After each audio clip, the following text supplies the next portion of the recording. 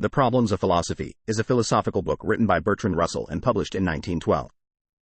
It serves as an introduction to philosophy, exploring various fundamental questions and problems that have intrigued philosophers throughout history.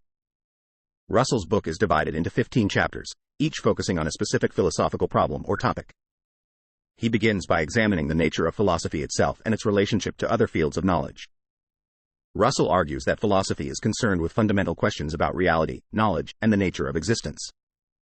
In subsequent chapters, Russell explores topics such as perception, the external world, induction, and knowledge. He critically examines different philosophical theories and offers his own perspective, often using logical analysis and scientific reasoning to address the problems at hand. Russell delves into the problem of skepticism, questioning the reliability of our senses and the possibility of knowing the external world. He discusses the nature of knowledge, distinguishing between knowledge by acquaintance, direct sensory experience, and knowledge by description, indirect knowledge through language and concepts. The book also addresses metaphysical questions, such as the existence of God and the nature of reality. Russell presents his agnostic stance and challenges traditional arguments for the existence of God. Critique of The Problems of Philosophy includes the following points. 1. Simplification and lack of depth. Critics argue that Russell's book provides a simplified and introductory treatment of complex philosophical problems. Some claim that his explanations may lack the depth and nuance necessary for a thorough understanding of the topics covered. 2. Analytic bias.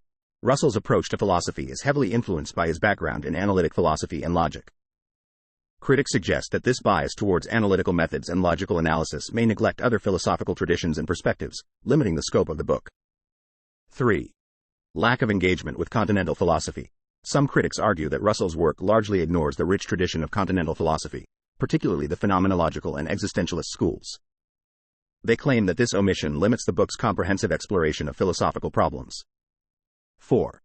Overemphasis on rationality and science. Critics contend that Russell's emphasis on rationality and scientific reasoning may downplay the importance of other forms of knowledge and experiences, such as subjective or aesthetic dimensions of human existence. 5. Simplistic treatment of complex problems.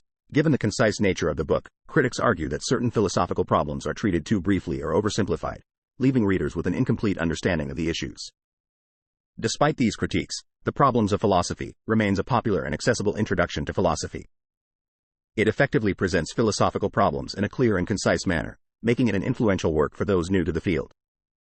Russell's logical approach and critical analysis contribute to the book's enduring relevance and its impact on subsequent philosophical discussions.